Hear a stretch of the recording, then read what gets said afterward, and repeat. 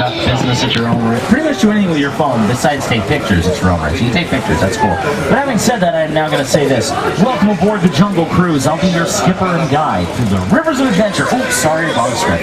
Welcome to the Universal Studio Tour, folks. I'm Peter. I am going to be your guide today as we lift the veil of secrecy on some of Hollywood's hottest filming locations.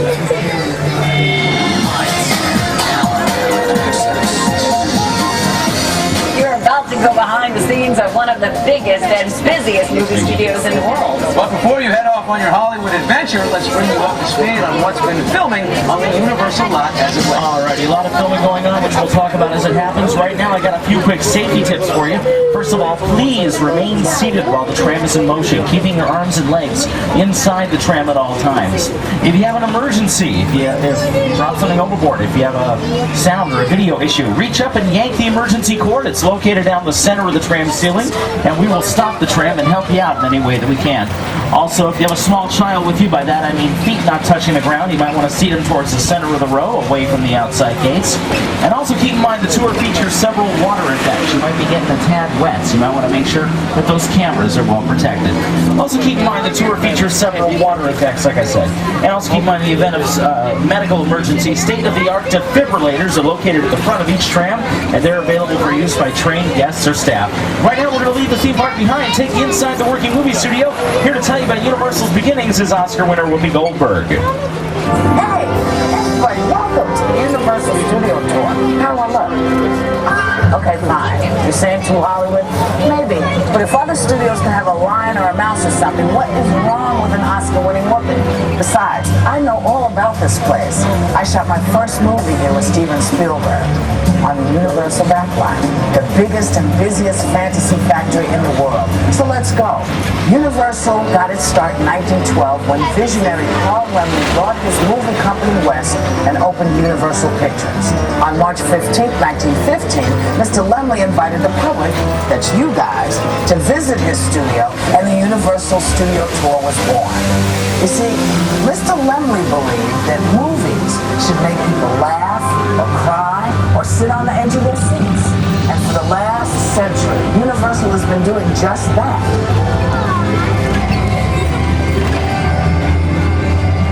I'll be back to check up on you guys a little later.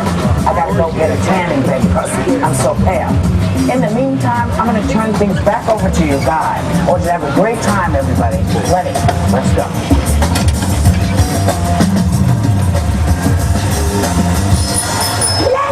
Alrighty, we'll be hearing from Whoopi a little bit more later on. Right now, we are entering our front lot, which houses our 35 sound stages. Now, a sound stage is a building that's 98% soundproof. And inside of a sound stage, we can create any environment, interior or exterior, that the story demands. They're extremely versatile buildings. In fact, we have a great example of a sound stage coming up directly in front of us. As we turn the corner, take a look off to your left. You're going to see Soundstage 12, one of the largest stages in Hollywood. Now, over the years, hundreds of movies have shot inside Soundstage 12. Here are just a few. Say hello to my little friend!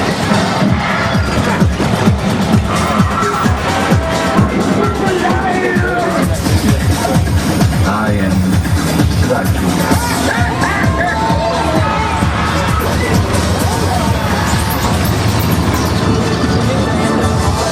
Alrighty. Now those are just some of the things that did shoot here on the lot that obviously aren't shooting here now because they're well finished. That's not to say that we don't currently make movies here at Universal. Oh no, we have all kinds of projects in the works. For example, currently shooting here is some of the hit CBS TV show CSI Crime Scene Investigation, starring Lawrence Fishburne and Arnold Helgenberger. Now most of the sets that are here on our front lot are what we call closed sets. What that means is only the cast, crew, and invited guests are allowed inside. However, next time you come to Universal, you want to think about checking out our VIP experience. That's where you yourself can become one of those invited guests and tour actual working movie sets. Now, I should clarify, the CSI that films here is indeed the original CSI with Lawrence Fishburne. Not CSI Bakersfield, not CSI Provo, not CSI Sheboygan, but the original CSI. Now, over here on your right is Stage 28, one of the oldest sound stages in Hollywood. Now, over the years, hundreds of movies have shot inside 28, but it's well known for its first production. See, in 1925, Stage 28 was built to house the elaborate Paris Opera House set from The Phantom of the Opera, starring Lon Chaney, the man of 1,000 faces, in one of his most terrifying roles. Over here on your left is stage 27, where some of the movie Evan Almighty was recently shot. Now, for those of you that may not know, Evan Almighty was the sequel to Bruce Almighty. That starred Steve Carell, whom you might remember as the 40-year-old virgin. He reprised his role as Evan Baxter for Bruce Almighty in Evan Almighty. Now, you're probably scratching your heads and going, wait a minute, 40-year-old virgin was in Bruce Almighty? I don't remember that. What did he do? Well, let me refresh your memory. Why am I center? Hang on. That guy. Don't worry, miss, I won't do that again. She's like, see that you don't, please. Now it's time to move from big screen to small screen. Aside from making memorable movies, NBC Universal has a long history of producing hit TV shows, many of which filmed right here on the Universal lot. Again, these spittle on you folks today. Our TV history goes back some 70 plus years to the very first broadcast, which was the opening ceremony of the 1939 New York World's Fair. Since that time, we at NBC have produced many of your favorite TV shows, including Friends, Cheers, Seinfeld, Law & Order, ER, Saturday Night Live, The Today Show, The Tonight Show, Fear Factor, Deal or No Deal, The Office, The Apprentice, My Name is Earl, 1 vs. 100, and so much more.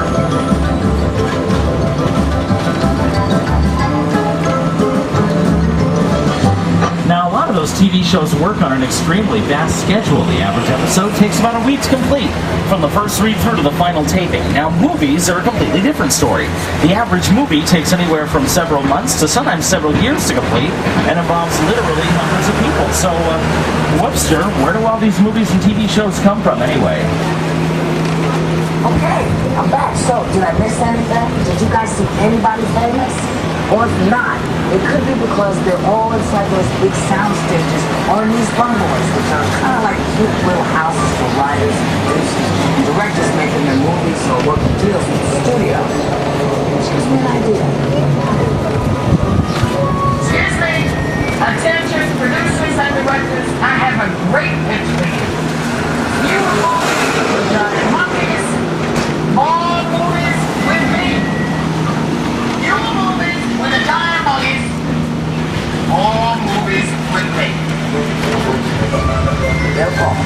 Best of luck to you there, Whoopi. Right now, folks, we are about to enter the back lot, where the world is literally just around the corner. Now, we shoot the big stuff out here, exterior scenes on a large scale. Now, a lot of what you're going to be seeing today are not real buildings, they're what we call facades, just the fronts and the sides of buildings.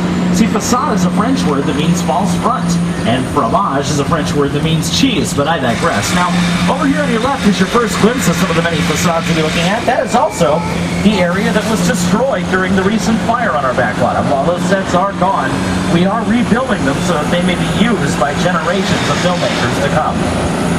Now, coming up over here on your right-hand side, this big wooden bridge you see is lined up with dynamite and explosives. That's being used in an upcoming production. I believe it's called National Lampoon's Beirut Vacation. Now, I was making jokes earlier about cell phone use. I do have to ask everyone to please turn off all pagers, cell phones, other wireless devices, because any interference might accidentally set off the dynamite. See, they're not supposed to film until next week. So we're going to take you right over the bridge and hit your wire. Is that like me? They're filming? I thought they were supposed to go to next week. Hang on, everybody. Pyro is live. You guys know we're up here, right? Hello? Okay, sir in the third car talking on the Bluetooth. I need you to turn it off, buddy. You might not set up the dynamite, sir. Sir, make the deal later. You can do it later. Just turn off the road. Look out. Okay. Pyro is live. Yeah, you're a little late for that, Mr. Director. Oh, man. Well, hopefully that's the next one right there.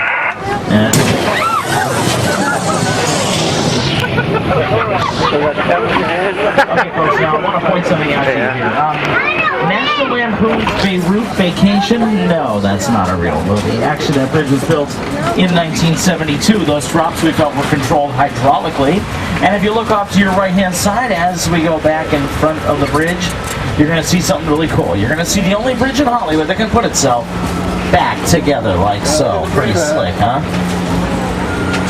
I'll show you what's even slicker than that. Here's how the bridge looks on film. Take a look.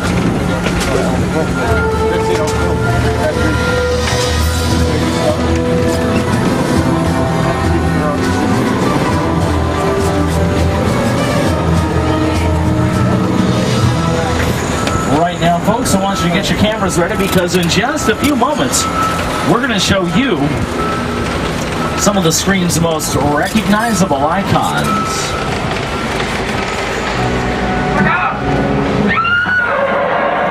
Now, what you're going to be seeing on your left-hand side, as well as on your screens, are some great examples of what we call picture cars.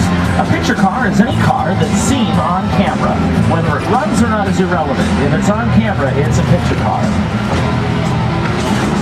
Some picture cars are as famous as the stars who've driven them.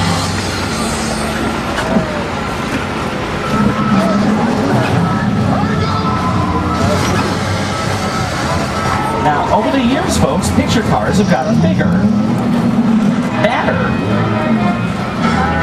and faster as movie audiences embrace their need for speed. Folks, please stay seated. The tram is moving. I know you're all trying to get pictures back there, but you gotta stay seated. Sir, in the second car, are you still standing up taking pictures? Please sit down. Miss in the second car, please sit down. Thank you. Now, one of our biggest films to use picture cars was the third film in the Fast and the Furious series, Tokyo Drift.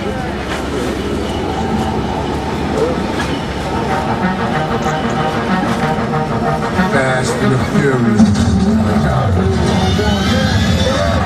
Now, filmmakers rely on our picture cars to really supercharge their movies. Adding just the right vehicle can make or break a big Hollywood blockbuster. And that's especially true for full throttle type films like Fast and the Furious, where motion control technology, along with computer-generated imagery, can help our filmmakers bring nearly impossible scenarios to life. Right now we are taking you behind the scenes on Fast and the Furious Tokyo Drift. We're going to show you how we can put these picture cars to practical use. This is special effects stage 55 that we're on right now. We're on the set. Decked out Tokyo style. Let's see the bullet hits. And go. Smoke. Go. Fire. Go. Okay, we're clear for a full run through. All systems checked. This one's for real, guys, so watch out. And action!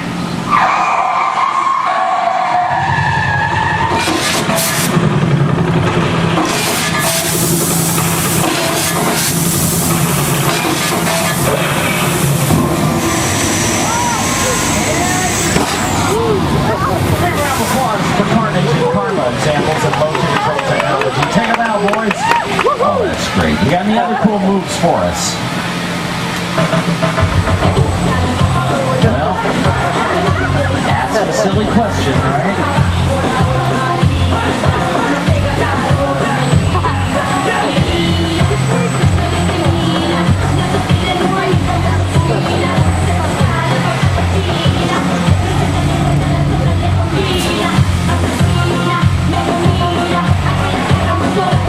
Once again, folks, big round of applause for Carnage, Karma, and the entire special effects team. Very nice work.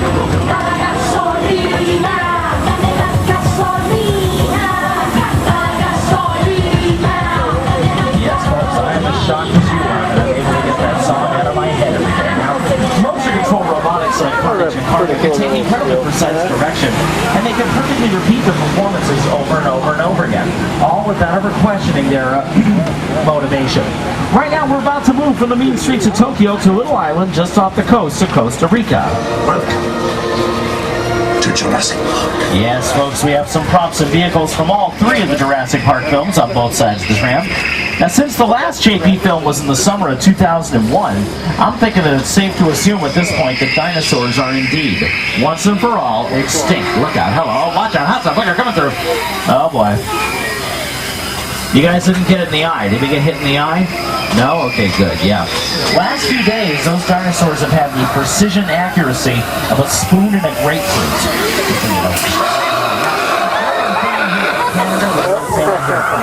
Utah. Who else is visiting from out of state? Not from California. Where are you folks from in the back? Shout it out. England? Okay, how about you, miss? Philippines, and you, sir? Australia. You're not going to believe this, but a lot of people complain. Here in Southern California, we don't get any weather. Day after day, same old boring sunshine. Wait, why am I even talking about weather? Well, we can just go to the Today Show's Al Roker for the forecast. Hi everybody, here's today's forecast for the Universal Backlot. It's going to be sunny and dry in 6 Points, Texas. Cool and cloudy at Little Europe. Expect snow and sleet on New York Street, and we've got a high chance of precipitation location for Skull Island, Amity Island, and Isla Nublar. That's your forecast for today. Now here's a look at what's going on in your neck of the line. Yikes, that's not a good thing. I don't know where you're getting that out. Oh my goodness me, look at that. Down here, plenty of this. Wow. What's there? I think that's where it's coming from.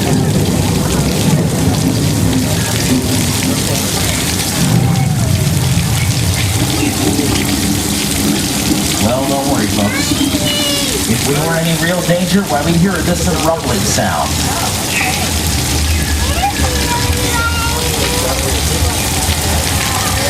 A rumbling sound, kind of like that one, folks. You better brace yourselves, because here comes the 10 straight forward. Right now, here comes.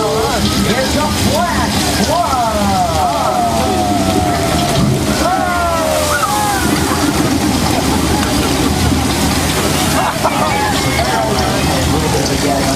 That flood is created by dumping thousands of gallons of water from the top of the hill. Water's going under the bridge and it's being recycled back up to the top of the hill. The rain is created by sprinklers high up in the trees. They're called rain towers. What they do is they spray the water up into the air so that it falls down naturally to simulate rain.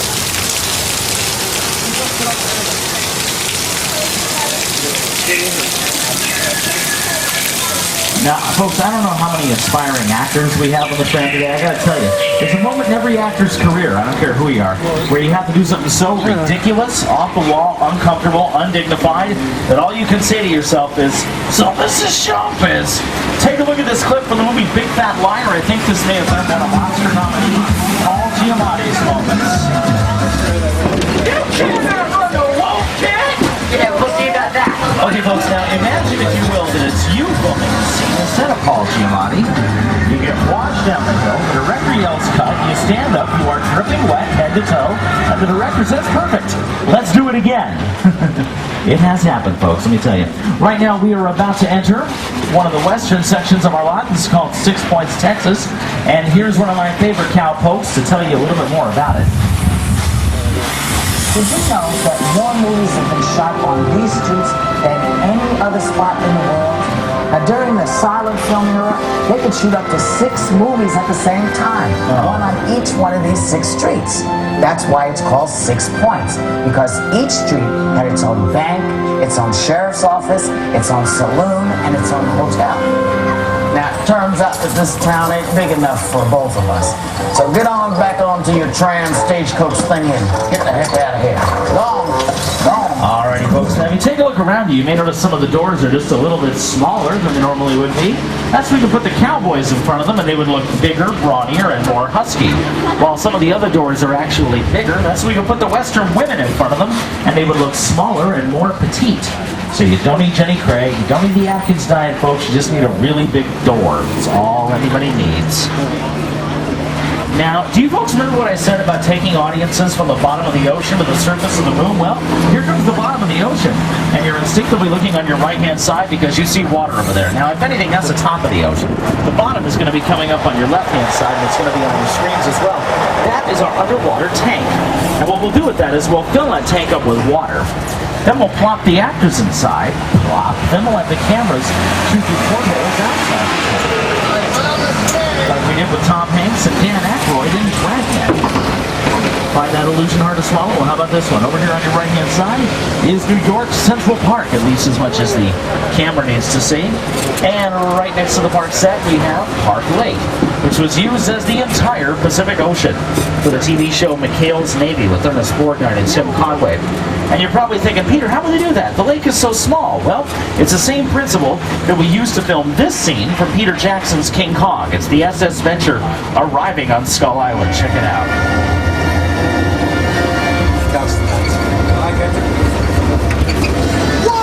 Now, Peter Jackson searched the world over to find the perfect ship that could double as the SS Venture, and the art department added several period set pieces to transform that vessel into a 1930s-style freighter.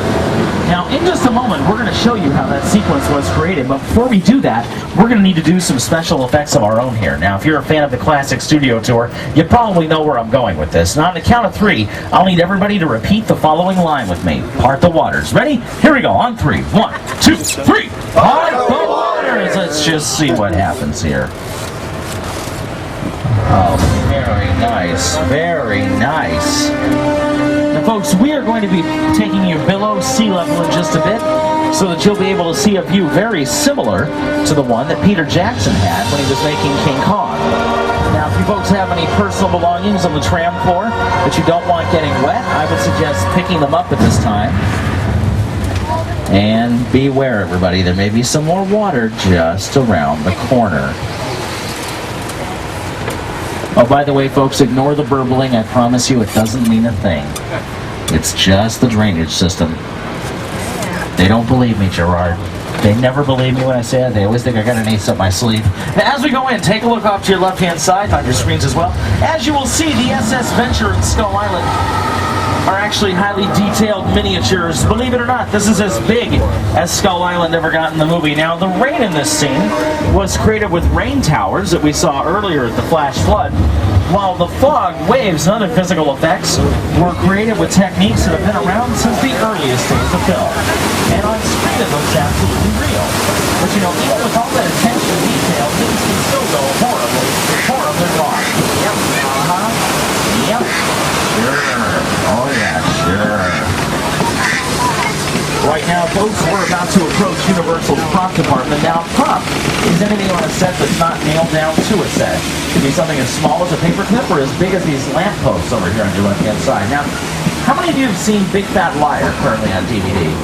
Okay, I'm going to call on the stars that flick, Frankie Muniz and Amanda Bynes, and say to them in a loud, firm, David Letterman-type voice, "Hey, you kids, put down them Liz Rain comic books and tell us about the prop department." In Big Fat Liar, Amanda and I live in the property department. The Universal Prop Department contains the largest collection in the industry, with well over 1 million props. And believe me, we put those props to good use. And a lot of those props were used in this part of our backlog that we're about to look at, called the Square of Warriors, which was recently used as the fictitious country of Genovia for the Disney film Princess Diaries 2, Royal Engagement. The movie stars Julie Andrews and Anne Hathaway. And for you folks, hi there. For you folks that prefer your movies to have a lot more fighting and a lot less tea parties, the guys, I mean, come on, who are we kidding? Here's how Square of Warriors looks in some other films. It was built in 1960 for Stanley Kubrick's epic film Spartacus, starring Kirk Douglas and Laurence Olivier. Since that time, it was Egypt for The Scorpion King, starring The Rock in the title role. And it was also typecast as a movie studio backlot for an episode of Crossing Jordan. Right now we are about to enter Little Europe, and this area is can't talk. This area was recently used in Angels and Demons as the sequel to The Da Vinci Code. It was also used in India, the TV show Heroes, and it was used in all 3 Pirates of the Caribbean movies.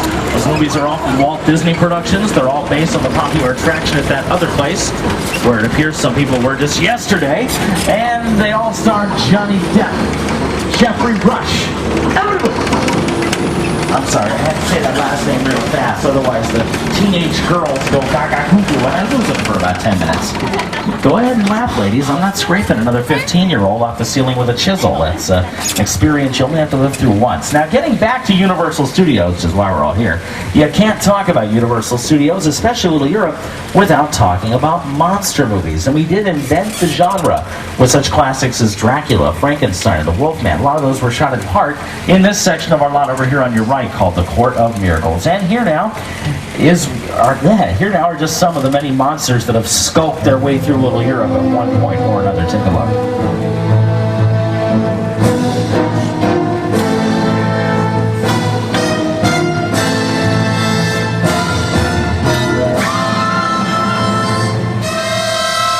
What? All right, look, I know I'm not a matinee idol, but come on, that's a little much.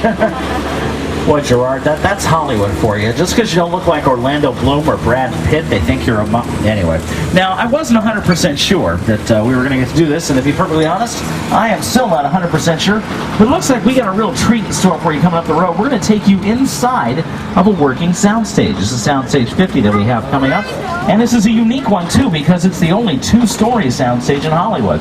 Now, on the bottom half, which is what we're going to be looking at, we have recreated a subway scene, and on the top half, we've recreated a street scene, and that is for what we call a Steadicam shot. So we can have the camera follow the actors up the steps and onto the street, and it would look extremely realistic. In fact, some of you might even recognize this set from Beverly Hills Cop 3, starring Eddie Murphy. Some of that movie was shot right inside here. This is a hot set, meaning that it's all prepped up and ready for filming. In fact, if you look on your left-hand side, you're going to see some lights and cameras and props and stuff. Now, everything that you see in here does in fact work. The ticket machines give out real tickets, the telephones really do call out, and the steps lead right on up to the street scene above. That's the only way you can get up there, by the way. You need to take the steps. You can't get up there any other way. You also have to put quarters in the turnstiles in order to get up to work. All right, folks.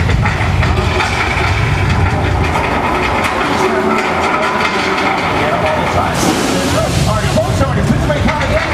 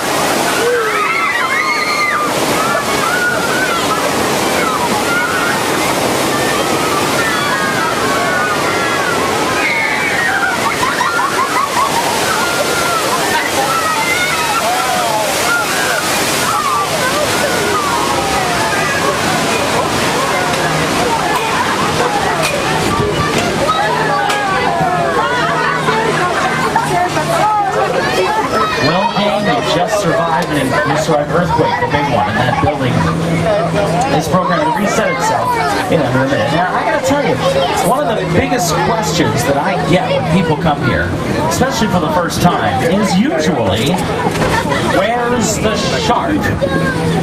Now, normally what I say to these people is if you want to see sharks, go to SeaWorld. This is a movie studio, not an aquarium.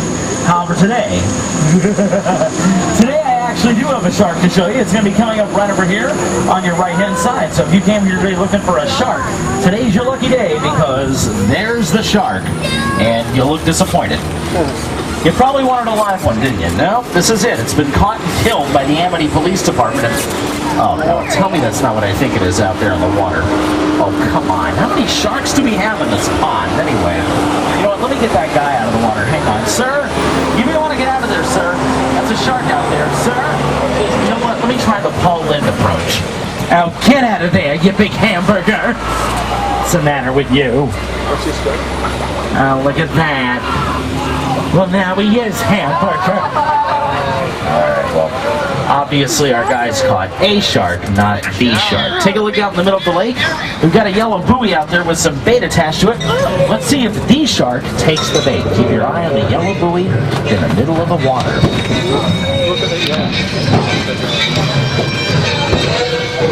He's got the bait. And he's got the knock as well. Hang on, everybody. Look out.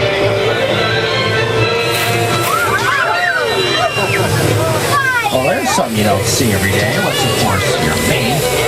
How about a little fire scarecrow? Look at the right-hand side of the screen. Shark!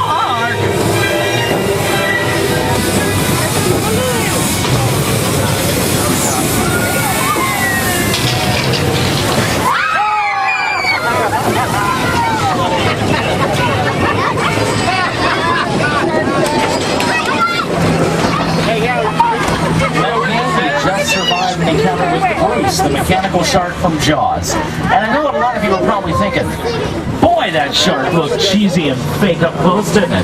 So tell me something. What was all that screaming back there, huh?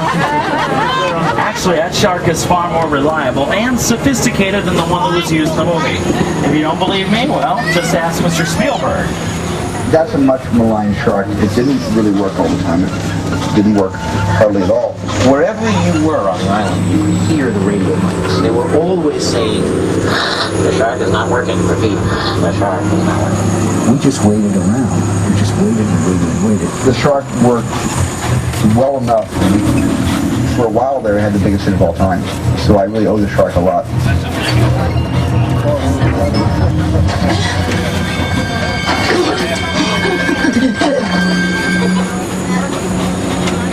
Isn't that a great shot? By the way, gang, did you know that Bruce the Jaws shark was actually named after Steven Spielberg's lawyer? Yes, indeed. No, he was not named after the shark from Finding Nemo. Our Bruce came first. Now, there's a modestly successful little TV show on ABC right now, which you may or may not have heard of. It's a mere trifle of a show. A little something called Desperate Housewives. Do we have any Desperate Housewives fans in the group today? Alrighty, well, get your cameras ready, folks, because we are about to turn on to Wisteria Lane. This is it. Now, these houses were not always used for Desperate Housewives. They've actually been standing here for a number of years. Take, for instance, on your left, Gabrielle's house, this orange one coming up on your left. That was also Jimmy Stewart's house from the movie Harvey. Right next door, this lavender house, the one the two guys live in, that was also 1313 Mockingbird Lane, the home of the Munsters. Right next door to that, Susan's house, this yellow one on your left, that was also the Hardy Boys' house. Parker Stevenson and Sean Cassidy lived there. And over here on your right, Bree's house, the Brick Pathway, that was also the Hanson home from Providence. And on your left-hand side, Lynette's house, that's the green one on your left, that was Ronald Reagan's house from the movie Bedtime for Bonzo. Now, I think that Bedtime for Bonzo should be required viewing in school history classes, folks. Think about it. Where else do you get to see a United States president get mashed potatoes flung in his face? If you don't believe me, watch the movie. It happens. Now, for those of you that aren't familiar with Desperate Housewives, both of you, here's a quick primer. Check this out.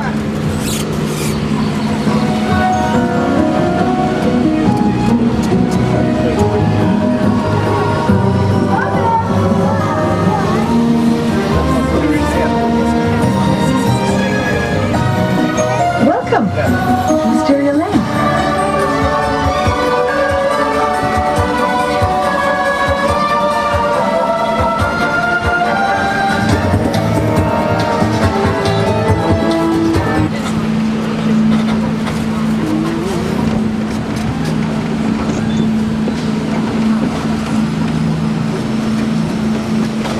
It always gets stuck there. I don't know why it always gets stuck right there. It's just, oh well, I guess we'll just have to stare at Eva Longoria for the rest of the tour. Now, just a second ago, I got a question. How are you related to this gentleman next to you? What's that? You're not. How about you? Neither one of you. How are you related to this guy? Your brother. Don't let his girlfriend know. He's looking awfully happy at the concept of staring at Eva Longoria for the rest of it. Dude, both you guys have seen game show hosts with smaller grins on their faces than you. They're giving a smack where these guys live in a doghouse.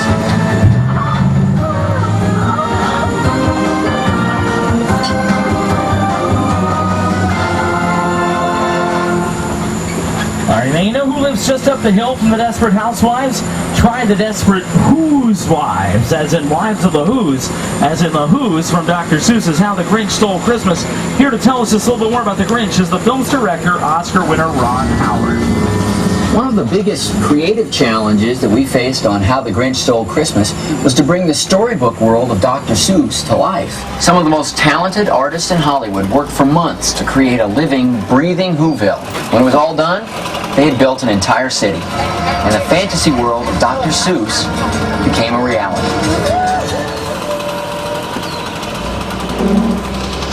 Thank you very much, Ron. And hey, look at that. Look where we just happened to end up. Coming up over here on your left-hand side, soon to be on your right as we round the corner. If you have an old-fashioned camera that still uses film, I suggest you wait until we round the corner before getting the picture. But it's Whoville from the Grinch. Now, the Grinch starred, of course, Jim Carrey, co-stars Jeffrey Tambor from Arrested Development, and Christine Baranski from Mamma Mia. And The Grinch was narrated by Sir Anthony Hopkins, who actually, believe it or not, makes an appearance in the movie, munching on roast beast with some fava beans and a nice Chianti. No, I'm kidding. All he does is narrate the film. He doesn't appear in it. He did recently, however, appear as the psycho killer Hannibal Lecter in the movie Red Dragon. But right now, I think we need to talk about a different kind of psycho. Sir, in the fourth car, please sit down. Thank you. Yes, I think we need to talk about Alfred Hitchcock's kind of psycho. Over here on your right, the Bates Motel with the famous Psycho House right behind it. I don't know what that guy's doing. Anyway, folks, we're going to pause here for just a minute. We're going to let you get some pictures of this world-famous set. And, okay. Now, if this were October and Halloween were just around the corner, I wouldn't be shocked by this. But the fact is, it's May and we just had Mother's Day. That's a heck of a belated Mother's Day present. Now, you know, if I didn't know any better, I'd say that was Norman Bates over there. I'm a little freaked out by this. In fact, I'm going to lay it right on the line. Whether or not you're a Star Wars fan, I got a bad feeling about this. I really do.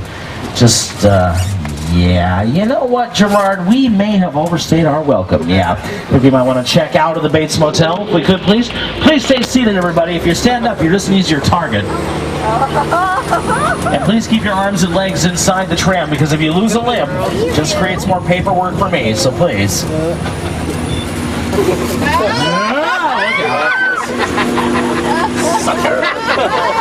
And again, folks, please stay seated while the tram is moving. Thank you.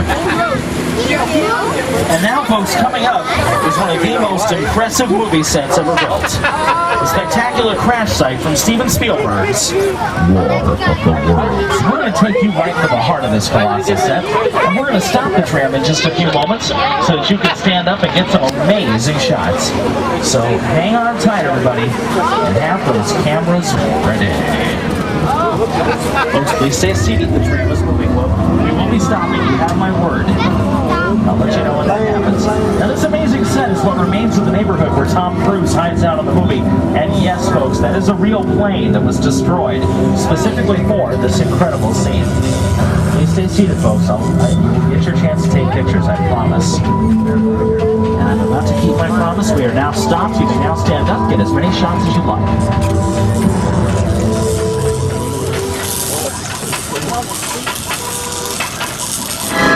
Now, ladies and gents, production designer Rick Carter. The airplane crash site set is a perfect example of a set that is all designed around a vision that Steven had. When we first began to sit down to talk about War of the World, I thought, what if the 747 goes down right in a big neighborhood?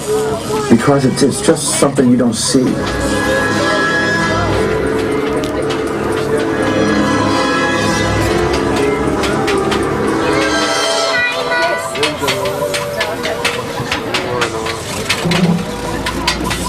Alrighty, folks, now how many of you have seen Jurassic Park 3? Show of hands. JP3? Alrighty, take a look right behind the airplane tail on your left-hand side. You may actually notice one of the engine lab buildings from Jurassic Park 3. And here's a little something to snack on, folks. That building was sitting there the entire time they were making War of the Worlds. Just keep that in the back of your head the next time you watch War of the Worlds. Man, did you see that with the plane and the crash in the town and the seats? Oh my goodness, that's why I do not fly or battle space aliens. So by now, you get that around here stuff isn't always what it seems, or where it seems. The universal backlot can double as basically any city or place in the world. But, I'm sorry, what did you say? Yeah, you in the third car. What about the middle of the ocean? Okay, Miss Uppity Smarty Pants, I say no problem. Ta-da!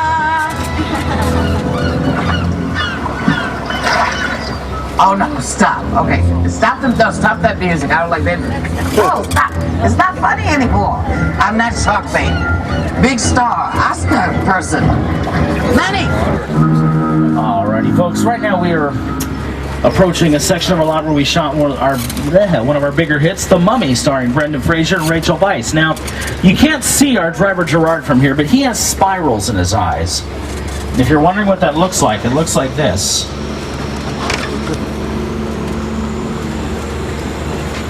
Kids, don't try that at home. Girls, you better hold on to your boyfriends. We're heading into the Mummy's tomb.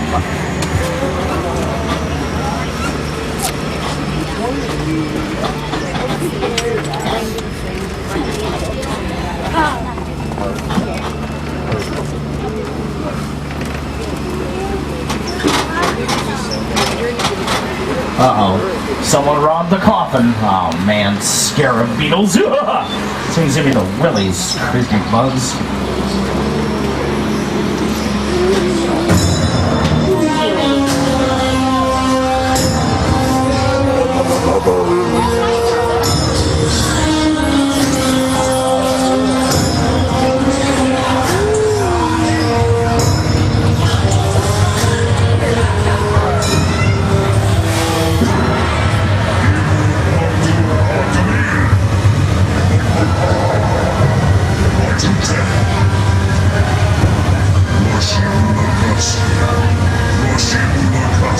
Folks, I don't speak Egyptian, but that sounded like a curse to me. Hang on, everybody.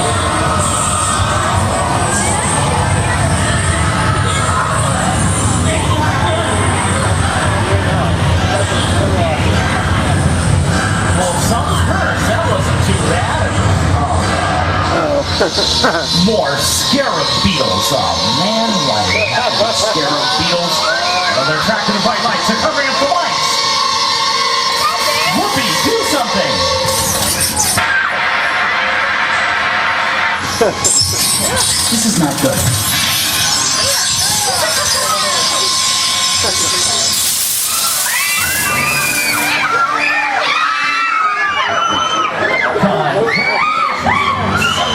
have just survived the mummies too. Is there something on my face? What are you looking at me like that for? What?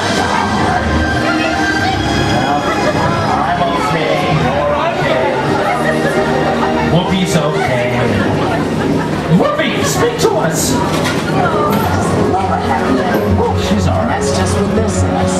Well, you know what I mean. I mean, think about it. Con Lumley had a dream to make audiences laugh, cry, or sit on the edge of their seats. And you know what? We haven't let him down. In fact, Mr. Lemley's City of Entertainment here has grown beyond his wildest dreams. And that, my friends, is a happy ending right out of the movies.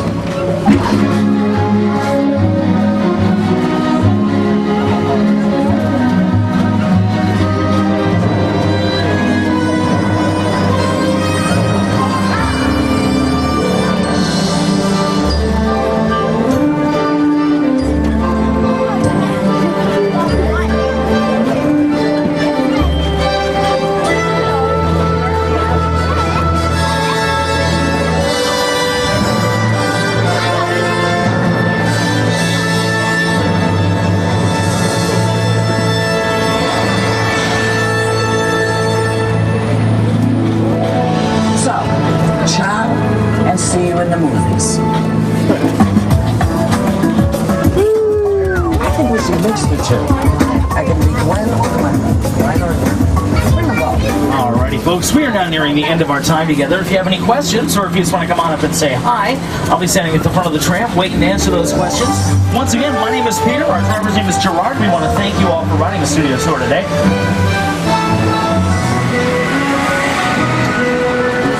Smoker's hacking. I don't even smoke. I'd also like to thank our annual pass holders for joining us today. And if you're not an annual pass holder, you'd like to become one, stop by the Hollywood Ticket Outlet. It's located right near the Blues Brothers stage.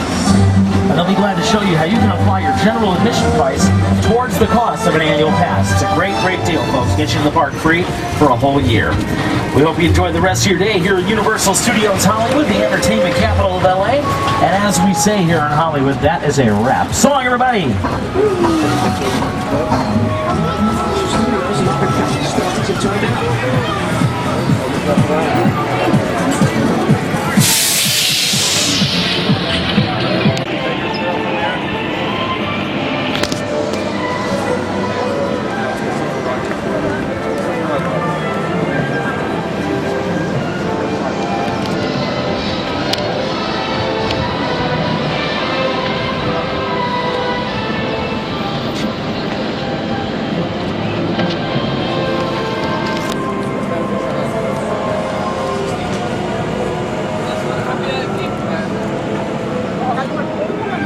Let's go. Pardon? No. You want to go get a burger and fries somewhere?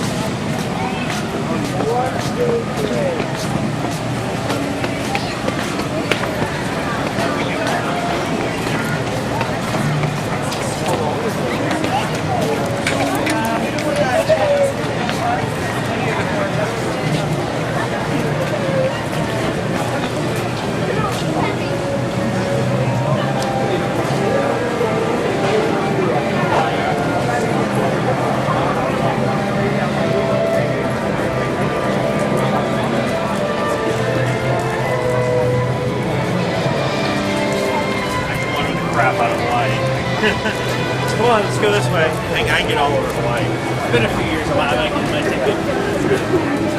can get out of Hawaii.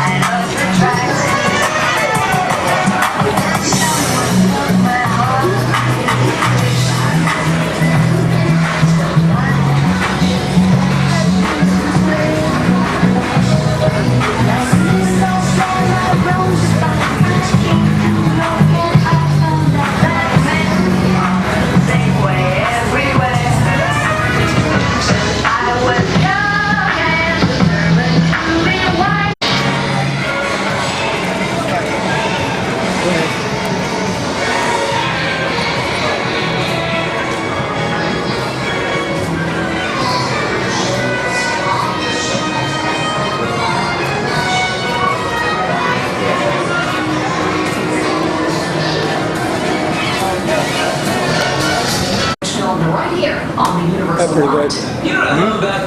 It's pretty lightly compared to a weekend. A weekend a little bit more crowded. Yeah, the weekend. So yeah, so kind of a good day. It doesn't make the weekend's too crazy. So. It's called TV Theme Song Showdown. Here's how it works. I'm going to play a bunch of famous TV theme songs, and everybody on the Starway has to guess what shows they come from. Okay? Hey, sounds like fun. Fantastic. Now, what do they win? I'll tell you at the end of the game. All right, everybody? If you know the show, just yell it out. Keep the escalator all the way to the bottom. You'll see it right when you go up. All right, thanks.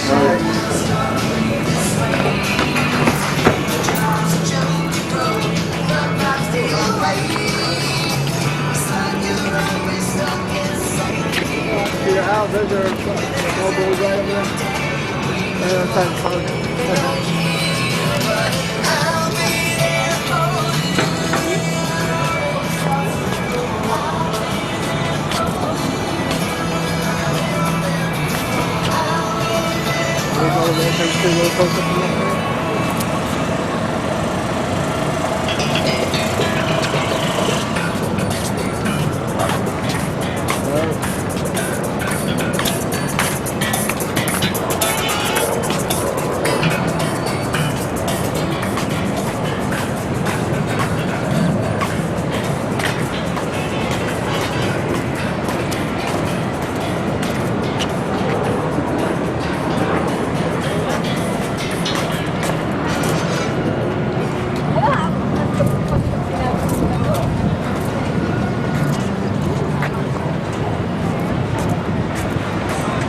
There's the water ride you can see there.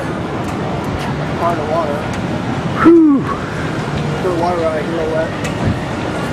Yeah. Like I said, roller coaster, where's the mummy?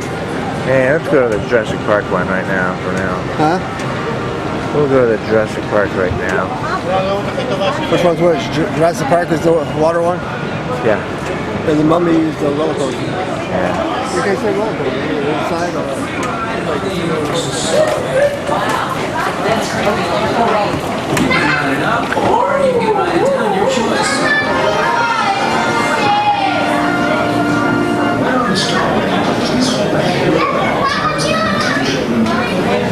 For their safety, children are not permitted to ride the Starway in circles. Also, there is no smoking, please.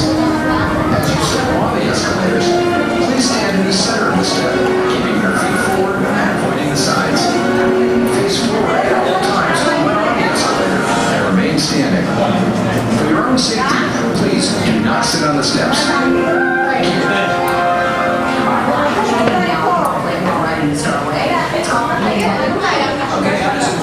Well, Universal has made some of the greatest movies of all time, right?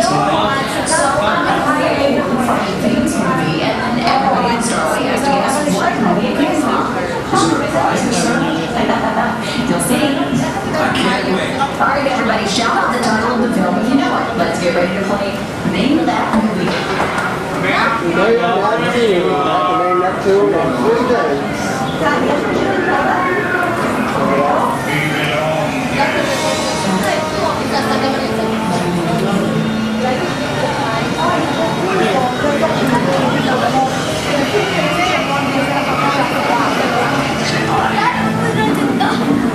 이모 다리가 보다 이렇게 여기 보면서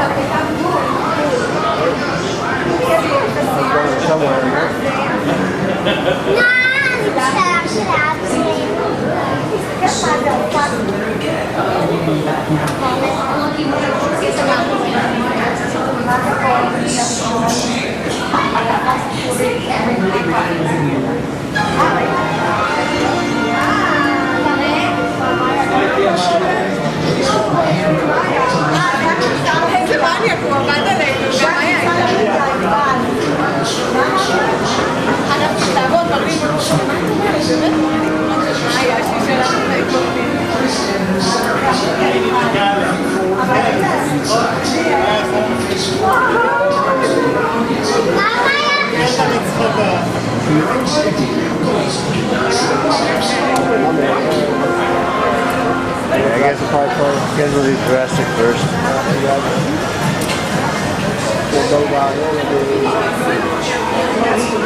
Another escalator?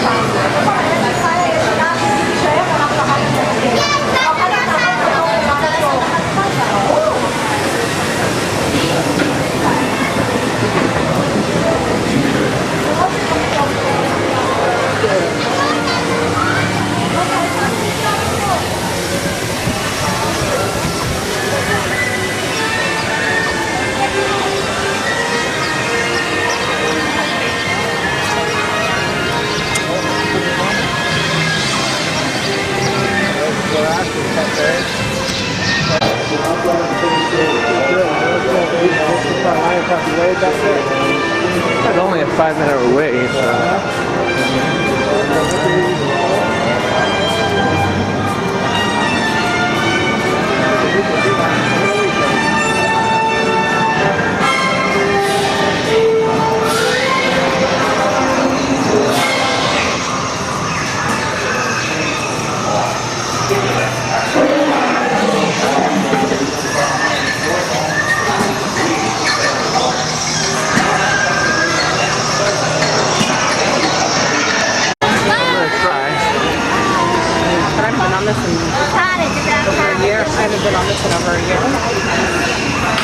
Is it any good? It's fun. Oh.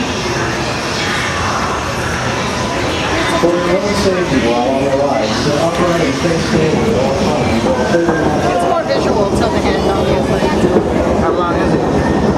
I want to say like 5 minutes, if even that. It's not too bad. Maybe 5. I didn't want to know when that big long dip comes, so it'll be long.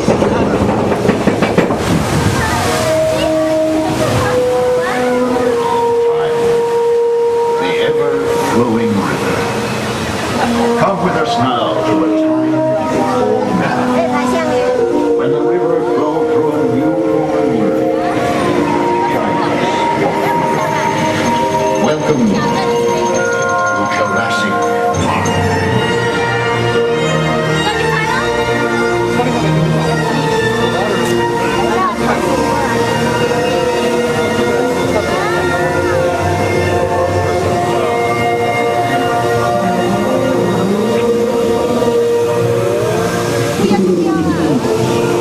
The ultrasounds in this world are the largest creatures ever to live on the earth.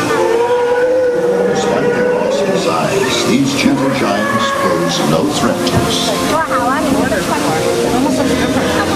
They reduce the water levels down a bit.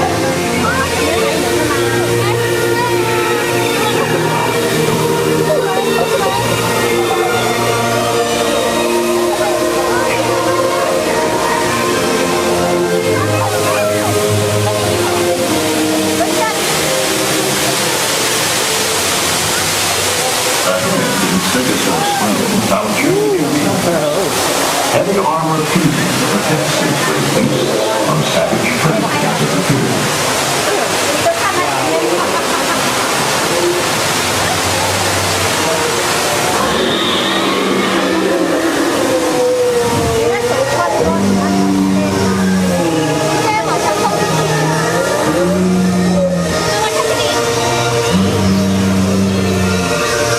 Jurassic Park scientists provide our herbivore friends with a strictly controlled organic diet, ensuring healthy growth and balance of our ecosystem.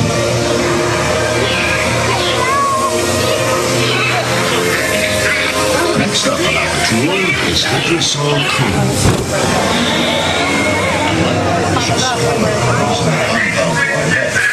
Here at Hadrosaur, we found the charming duckling Saurology.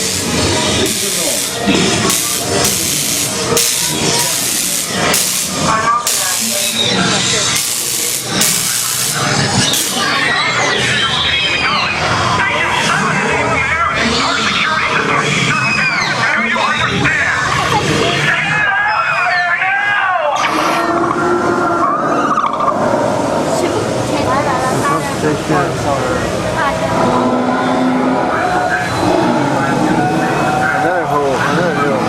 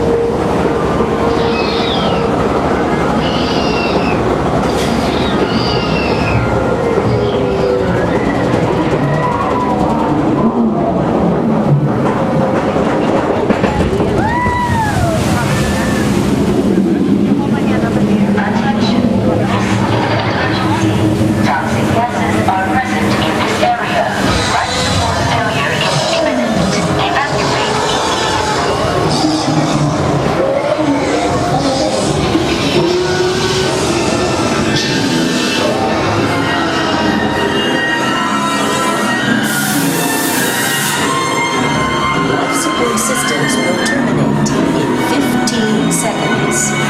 10, 9, 8, 7, 6,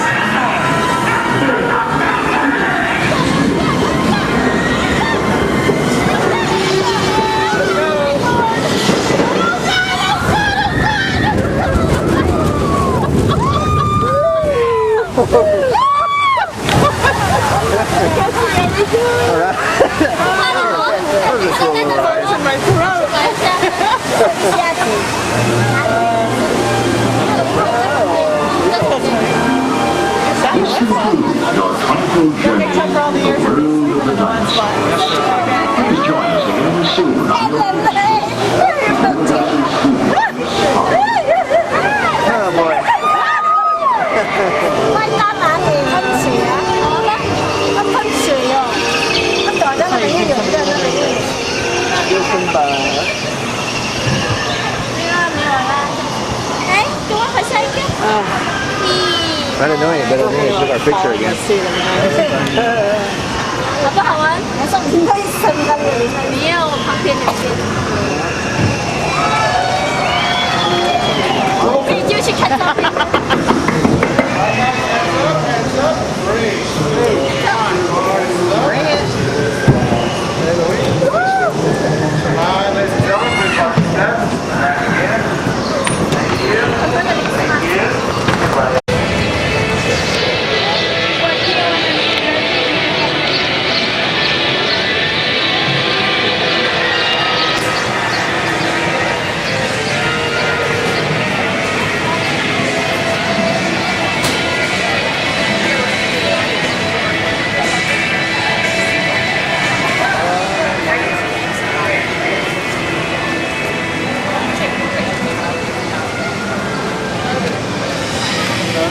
The mummy right now? Somebody wants to get a picture of that.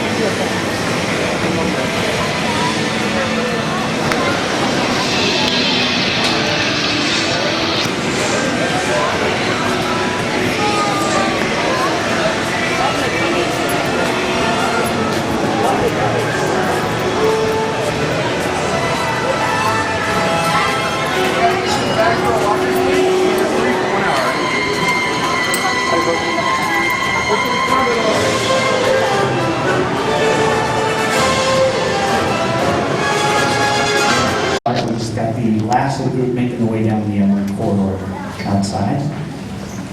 Almost. Wait for it. Wait for it. Okay. We have everybody in. We are ready. Everybody in? Welcome to Soundstage Stage 30, home of Backdraft. You're about to take part in the climactic fire effects scene from the film. We're going to be getting some notes from director Ron Howard in a few minutes, but first, let's see what he's been working on.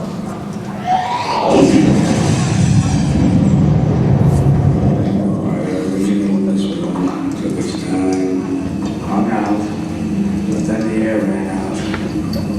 So I tried to lie all the way to some supper in a one-day go there. Check that door for heat, Tim.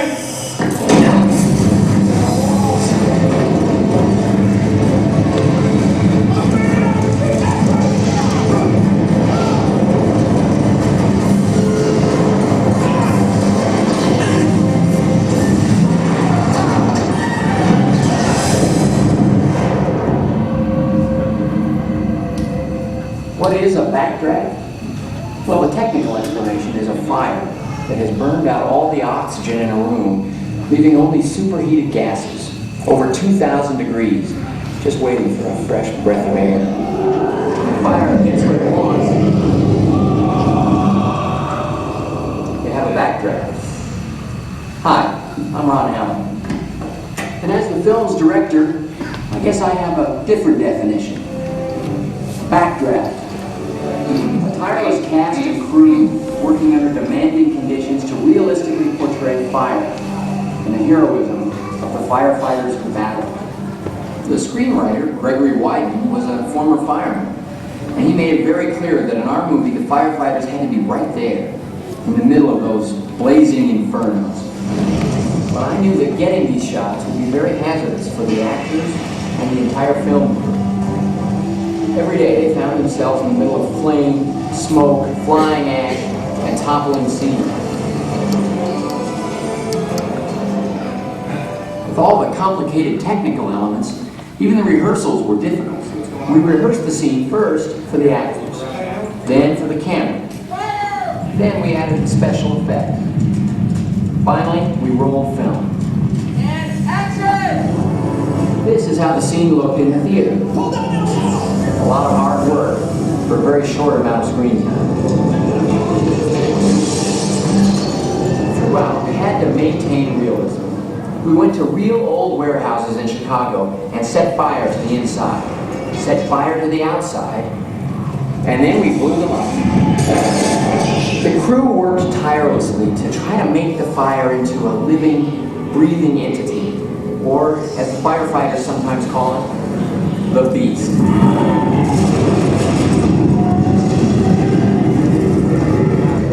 On the next stage, you'll see how a few of those spectacular effects were created. And you'll also get a sense of the professionalism and courage that our actors showed. Oh, by the way, please don't try what you're about to see at home. On our set, we had the constant supervision of Chicago's finest firefighters. And from them, I pass on this tip. If you hear a fire engine, get out of the way. They're not going to the movies.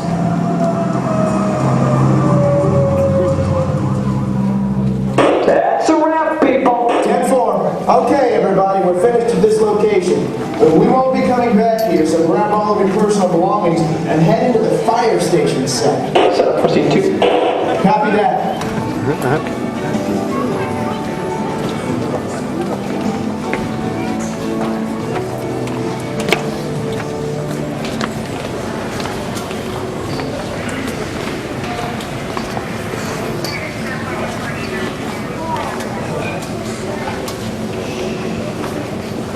People can keep on going down there, can't they?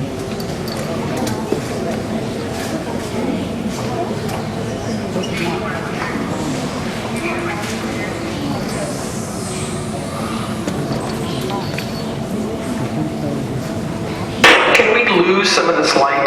Save the lights! Listen up, background. We're just a couple minutes away from the big fire effects scene, and things are gonna get hot. We don't have much rehearsal time, so to bring you guys up to speed, here's one of the stars of the film, Mr. Scott Glenn.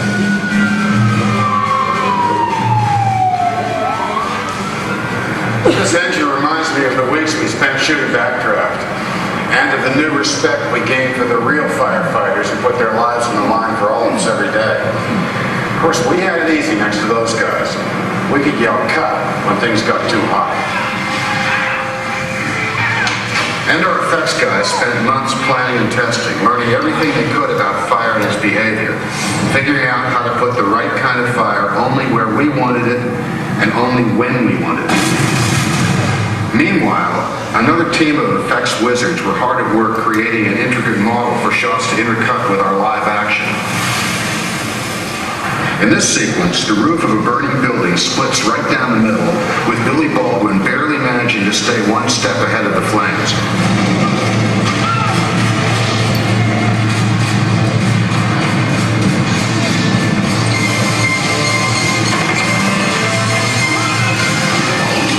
But we only used models in a couple of sequences. The rest of the time, everything was very real and very hot. Now this scene, the finale of the film, had it all. During the chemical warehouse fire, a giant catwalk gives way, and Kurt Russell's character is just barely able to catch me. And I'm here to tell you this was real. Flames above, flames below, and Kurt and I hanging right in the middle of a firestorm. Let me go, Bo!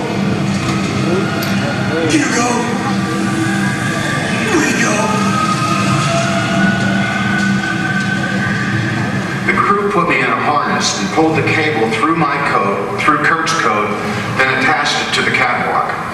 Now for the fun part. They painted this flammable liquid on me and set it on fire. That is me burning up there. Of course, I was wearing a flame retardant suit plus 3 pairs of Nomex long underwear. But during the third take, it got too hot and I had to yell cut. It turned out the flames had gone through to the last layer. For the end of the scene, a dummy is set on fire, and that's what you see fall. There were hundreds of other special effects created for the film. One simple one was called the Ash-O-Matic, a machine that threw burning ash over all of us. Man, I hated that thing. At the end of the production, the crew let me blow it up. You know, being here reminds me of the days we spent doing research for the film at a real Chicago fire station, going out on calls with real Chicago firefighters. In fact, for some of us, it was an experience we didn't want to see end. Well, there's nothing quite like a ride in a fire truck. Hi, I'm Kurt Russell. You know, of course, Backdraft isn't just about great fire effects. It's also about some very real American heroes. Firefighters themselves. They labor day in and day out to make our lives safer. And some of the fires they face can be absolutely incredible.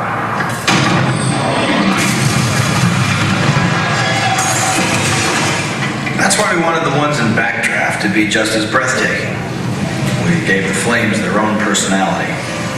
In fact, there was one that seemed to have a mind of its own. It could even be considered beautiful. But though it may seem harmless, don't let it seduce you. For without warning, it might suddenly turn. Engine 1749, 77. Report structure fire in the warehouse on Chicago's north side.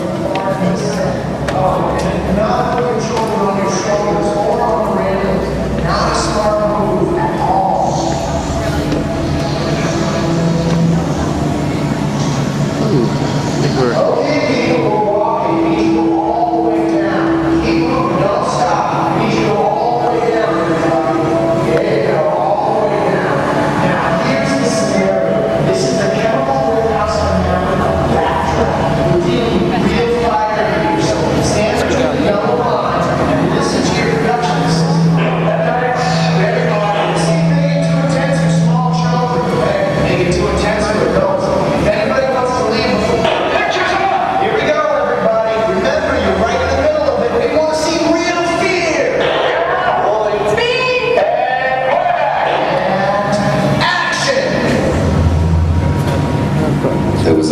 fire in the center office. It burned up everything in the room until it ran out of oxygen. Oh, it may look quiet now, but that is its deception for hiding inside unburned natural gases, waiting for a breath of fresh air.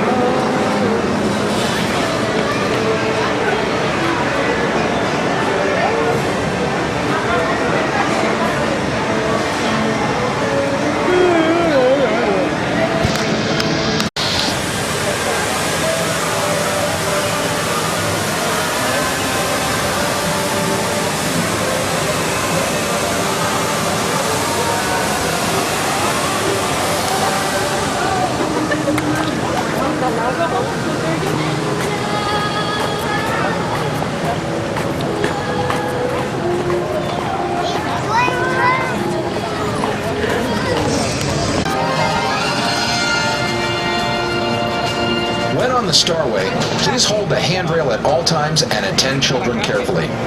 For their safety, children are not permitted to ride the Starway in strollers. Also, there is no smoking, please. As you step on the escalators, please stand in the center of the step, keeping your feet forward and avoiding the sides. Face forward at all times when on the escalator and remain standing. For your own safety, please do not sit on the steps. Thank you. Aside from movies, NBC Universal has a long history of producing hit TV shows. Here on the Universal You know what I love about TV shows? The theme songs. Caps have melted, and the continents are deep beneath the waves. The survivors live on these floating fortresses known as atolls in this place called Waterworld. Brave explorers voyage in search of the legend of Dryland, the last remaining on the planet. But the Deacon, maniacal leader of a group of evil raiders called Smokers, is determined to find Dryland first. He's ensured that no explorer has ever returned until now.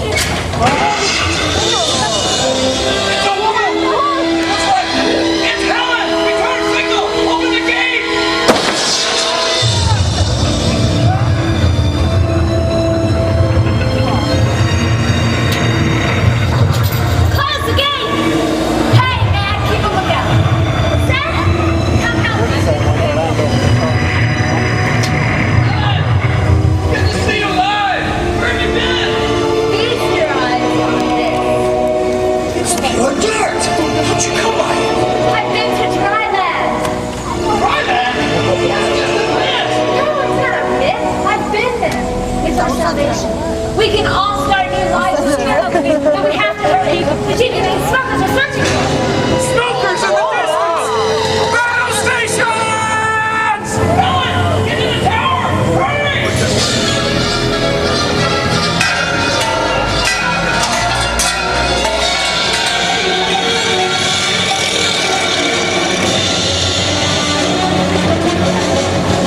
Seaplane! It's a seaplane!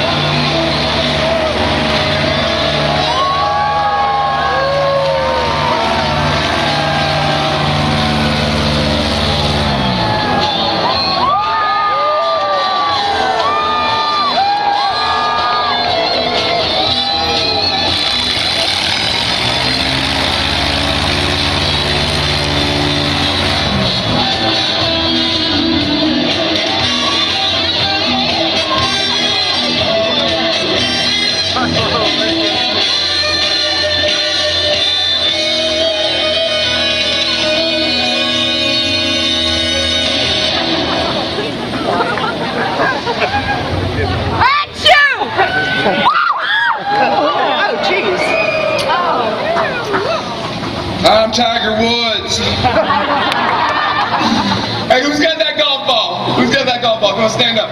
Stand up. You guys got my golf ball? No. Now sit down. It's all right. It's all right. We may actually need these people. Here, bag this. Brothers and sisters. Boo! Come on, everyone! Boo!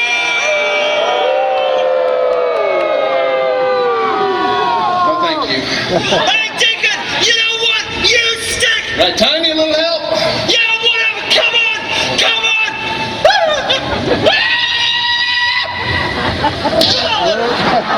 Thank you, Tiny. Now, where was I when? Desolate children, you poor lost souls on this floating piece of sheet metal.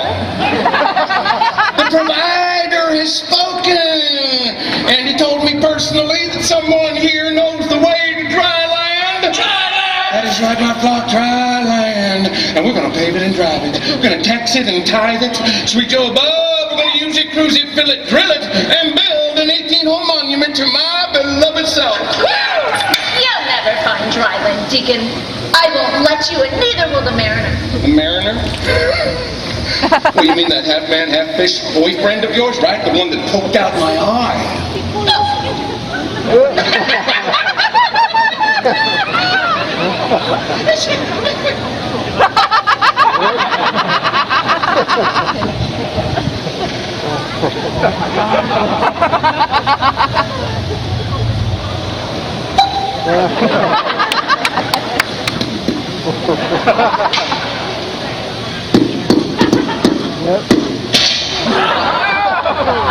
Bring me the girl. You want to smoke? No thanks. Come here. What, you want to play games, huh? Okay, let's play. Keep an eye on her. Hey, what have we got up there, boys? We got an 8-holer. You see, Helen, I really need to know the way to dry land. So the game is called The First One That Talks Lives. Leave him alone. He doesn't know anything. Well, that makes you the winner and this guy the loser. Drop him!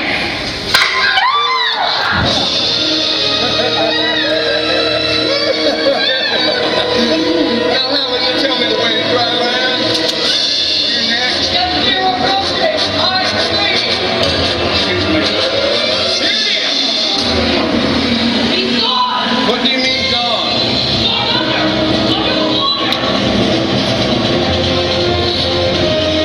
Oh, the Mariner. Shoot him. Not him, idiot. Shoot the Mariner. You missed. Put your glasses on. Right?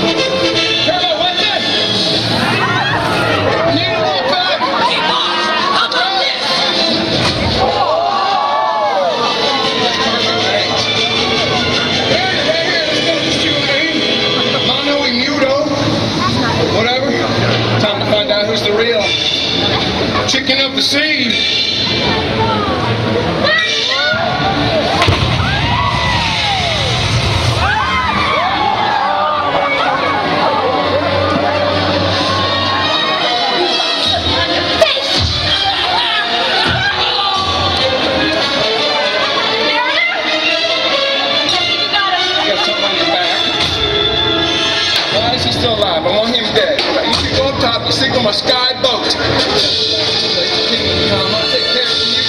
What's wrong with this weapon? Shut it. Turbo, duck!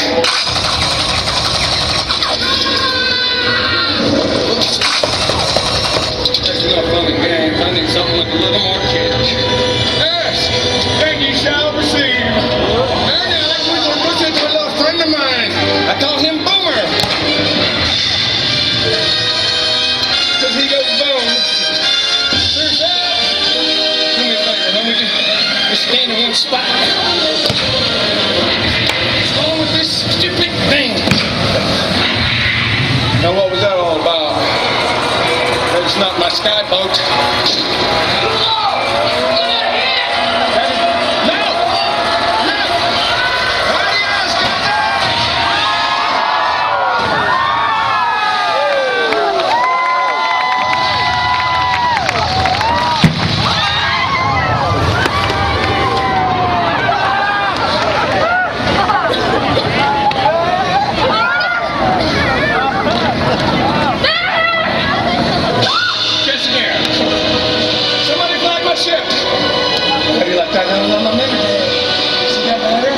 Climb that. Come on, faster. Get up the ladder, girly girl. 'Cause I've got a brand new vision. A pilgrimage for two to dry land. As husband and wife, I'm gonna want kids. We'll have lots and lots of kids. We're just think how you and me. Savoring the sweet flavored dry land. Let's come over here. Come on. Give Daddy a big wet one.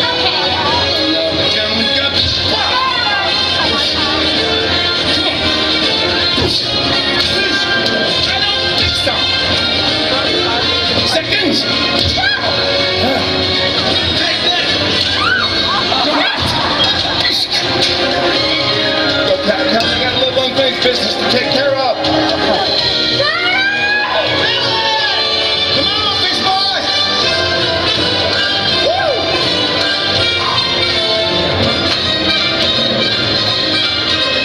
Let us decide the fate of the new world.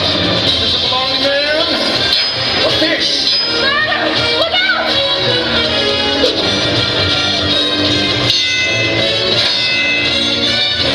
Can't beat me, pathetic freak. I've got your woman, killed your friends. Who's gonna stop me now? You. I don't think so. You ain't got a leg. Stand up! Taking the water world, celebrate the birth of a new nation. Dryland is my destiny. Yeah? What? No, no, no! Ellie!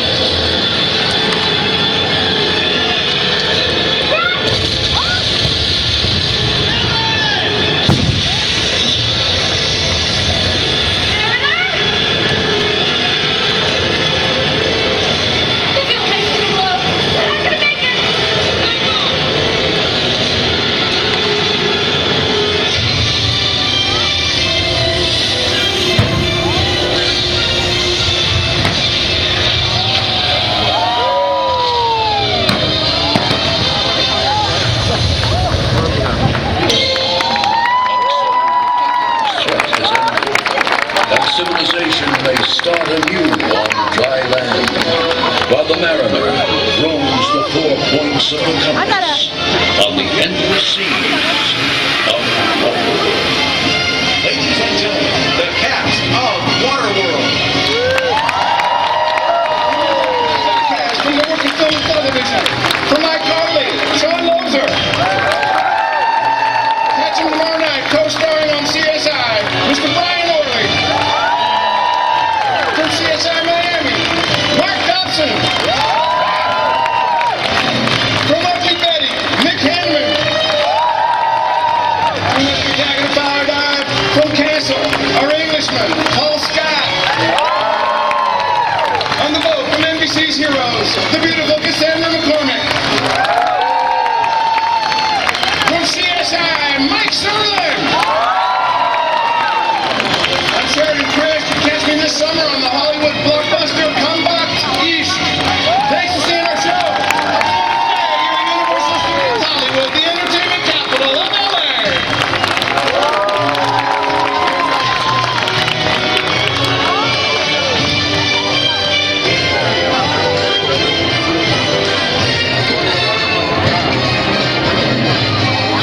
Ladies and gentlemen, we're pleased you enjoyed Waterworld.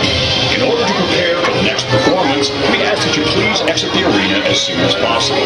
If you would like to meet the members of the Waterworld cast, you will find them by the main entrance as you exit the left side of the arena.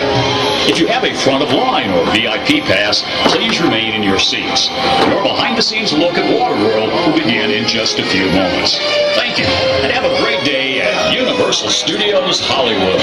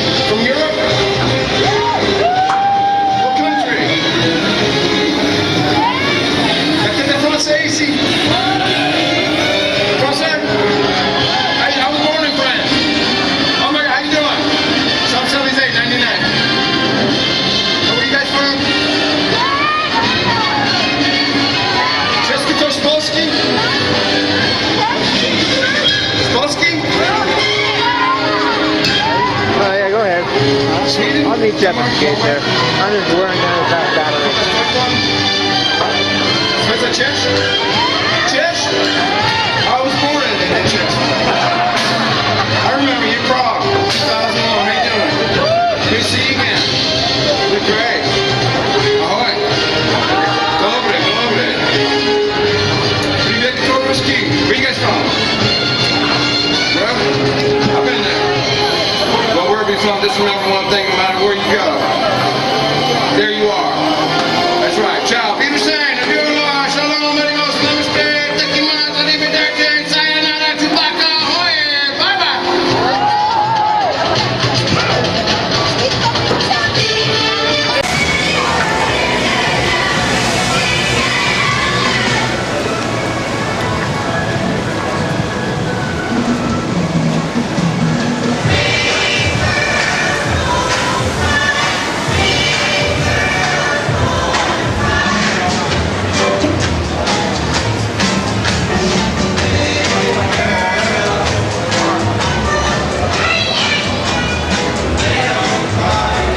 Take tape of this Hot Wheels. Looks pretty good.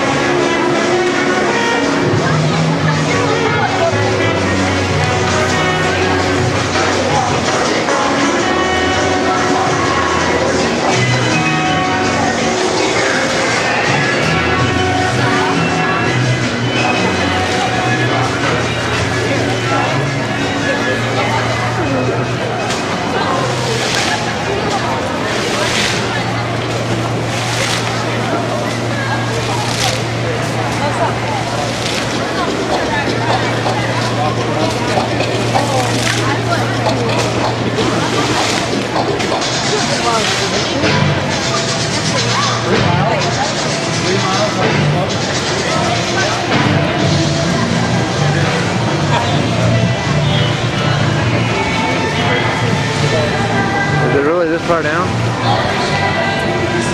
Just go take a ride.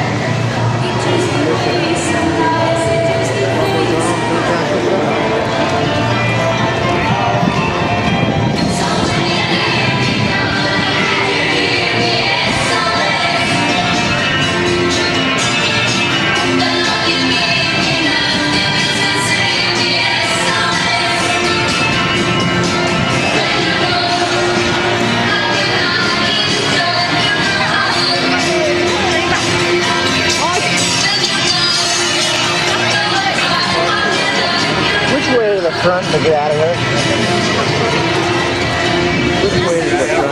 Try to get out of here. Oh, it's over there. How far? I just go straight that way. Okay. This way.